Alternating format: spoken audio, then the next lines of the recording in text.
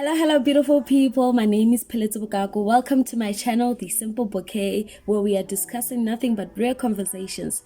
So, there is a lot that we are going to cover in this channel, and that involves faith, that involves character development. Yes, the top, baby tongue cherry on top is character development. Oh my god, these kids are screaming and it's early in the morning. So yeah, I was disturbed by the screaming of these kids.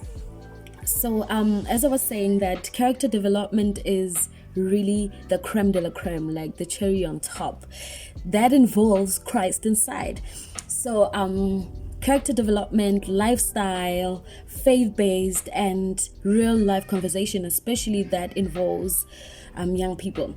So today we are going to discuss a purposeful life as a young person. What does it look like as a young person? So I'm gonna start with before we get into the deep conversations, please make sure that you subscribe to this channel. I would love to grow with you. I would love to grow in this thing with you guys, so that we can all see the evolution of this channel, from what it was in the beginning to, when it becomes this great channel. So I would love for you guys to first start by subscribing if you're new in the channel. I would love for you to like, comment, and share your thoughts. I would really much appreciate that. So let us get straight into it. So where do I start? It's a bit tricky for me because I'm just going to emphasize once more that today we are talking about a purposeful life and what it looks like. So how I define a purposeful life or living life of purpose is living life the way that you want it to become or want it to look like. But as a Christian, I would define a purposeful life as living a life that is pleasing in the eyes of the Lord. And that's it. And not that you will try to navigate your own life, but you are giving God your own life to make Him turn it into what He wants it to become. And that is purpose. That is what we call purpose. So I'm gonna share with you a little background of the reason why I decided to transform my life from what it was to what I would love for it to look like, and with Jesus involved, obviously, as Jesus being my navigator, being my GPS, showing me the directions, where to go and where not to go. Could say that I live both lives, like I've lived the life of the flesh and lived the life of Christianity way before I could decide what I want. So I lived for myself. I lived as a Christian way before I could live for myself. So I started with the journey of Christianity, and then I just backslid for quite some time, and it happened sometime around COVID, where churches were closed down and I had so much freedom to myself. I won't lie, it got to a point where I would literally just be like, when are churches opening, but with the question in heart, I would just try to live for myself. I would literally forget that there's Jesus, there's God. And then that also looked like me pleasing other people and trying to live for other people. And it's a conversation for another day. So what I want us to engage mainly today is that what really inspires us to change the lives that we are living. So we are dealing with so many things, so many different things as young people, and I've realized that our greatest escape is a distraction. Our escape is alcohol, our escape is drugs, our escape is a whole lot of things. So again, our change is inspired by different things. Mine was inspired by just looking at the environment that I am growing up in and realizing that, do I want the same thing for myself? Do I want to make the same mistakes that my parents made? Do I want to make the same mistakes that everybody else here is making? And that gave me a little bit of some anxiety.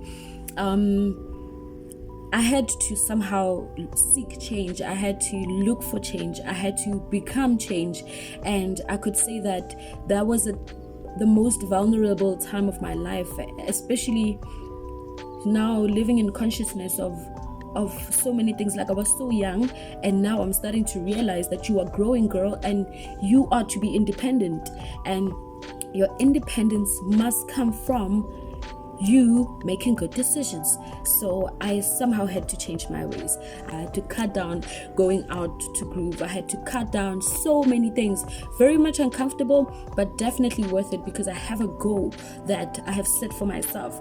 And that goal looks so much like moving away from where I am. And I'm not saying this with some pride.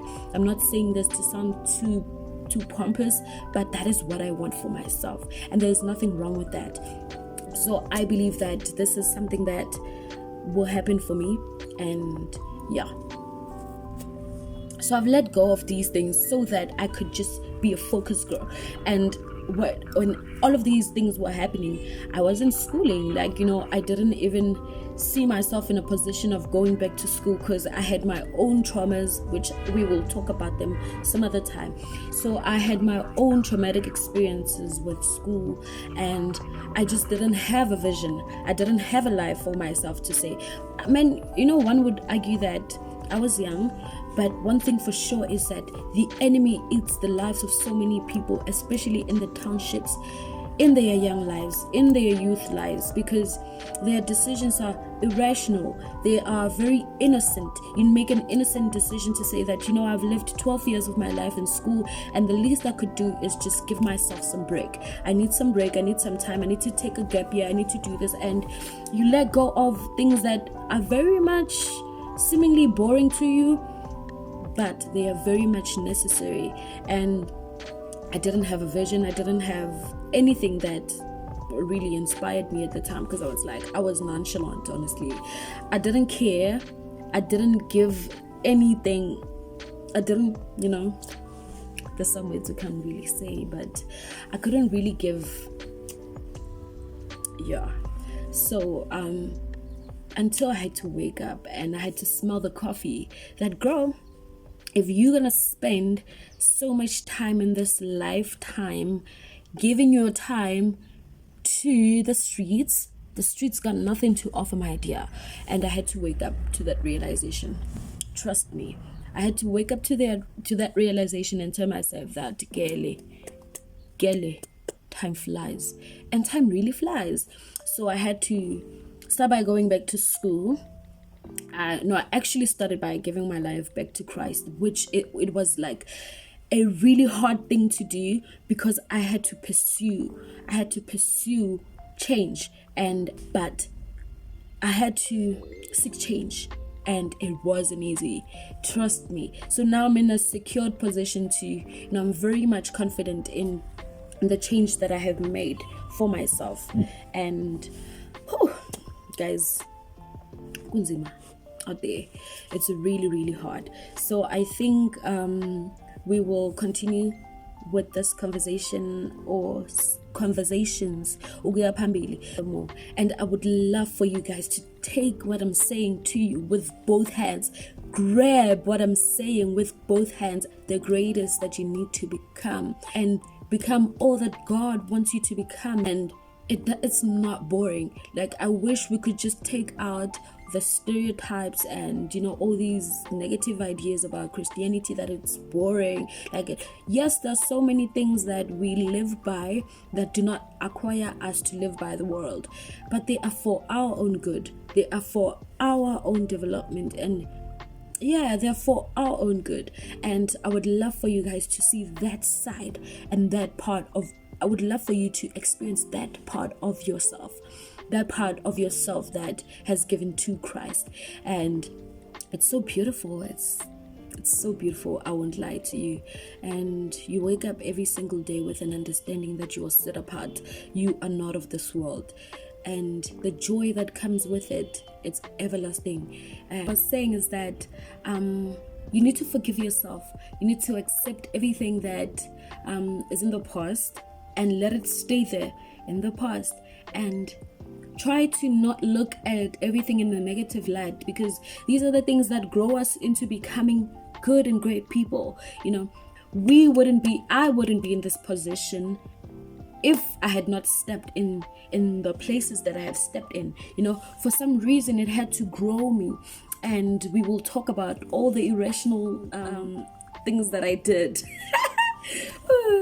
We'll talk about them some other time. But it was so good to see. It was so good to see the change and the transformation from something that was so hard to let go, and now you want, not that you want nothing to do, because it's still early in the morning, don't you think? Huh? Yeah, I think so too. But I think we'll see when she comes, nah? Sharp.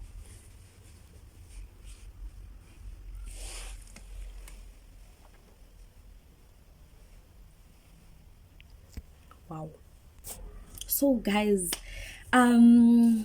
I think we have reached the end of our video. I don't want it to be so long and boring, but I have just given you a gist of what this channel will consist, and I hope you subscribe, I hope you like, I hope you comment, I hope you find yourself as part of this community, because it's going to definitely develop you into the person that you aspire to become, the person you aspire, and it says, there's a saying that I'm very much in love with. It says that it's better to start than to not start at all.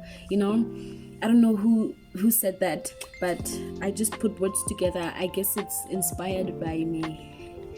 Yeah, I think so. But there's a saying like that.